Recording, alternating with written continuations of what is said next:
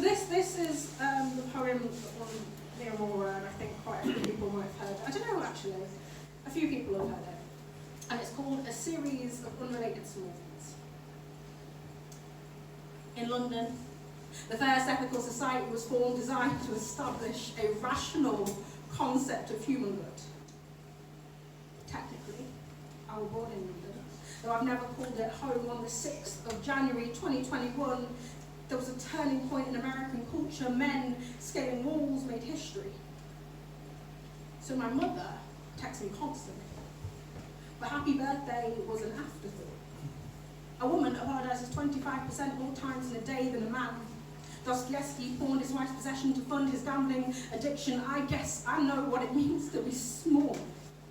A fairy fly. The most un-American thing to reside in the States, its superpower is in being so tiny and human. The only animal to blush, but not the only to use coloration, that when I do, my predators don't consider this blush anything other than a rush of blood.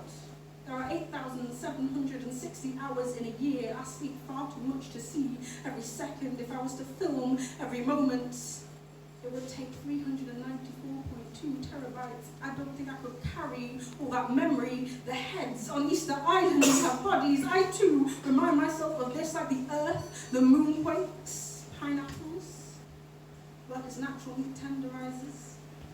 Women are chastised for tasting anything but sweet, so we crush flesh and consume it till they too are like fruit. Your nostrils work one at a time. I was once told the same thing about my ears, mouth and brain. Cotton candy was invented by a dentist, and your fingernails don't grow after you die, but I guess that's why women have been wearing fake nails since they were small. They've been trying to hide that they were dead since they were little girls. Superman didn't always fly. One day his creators got sick of drawing him bending to his knees. Me too. It's been so long since I've worked. Bees sometimes sting other bees. This reminds me of the way women break one another.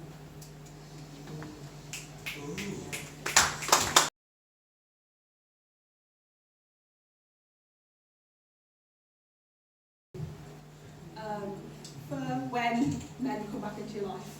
And this one's called Ghosts. When the ghost says boo and you jump, it's okay to laugh. It was funny, right? The difference between comedy and tragedy is death. And no one died this time. When the ghost and the shit hits the air and the fan in the corner it's on, it's okay to be scared and pissed off.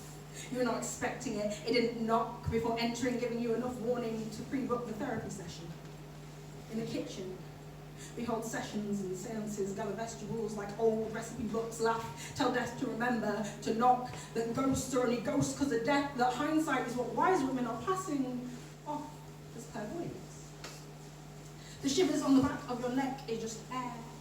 Be cautious at the table, which has an extra place you did not set up to air your grievances. Ghosts hold courtroom sessions. You will find them at the end of your bed as you drift off, ticketing your feet, keeping you from sleep. They'll be offended when you do not laugh.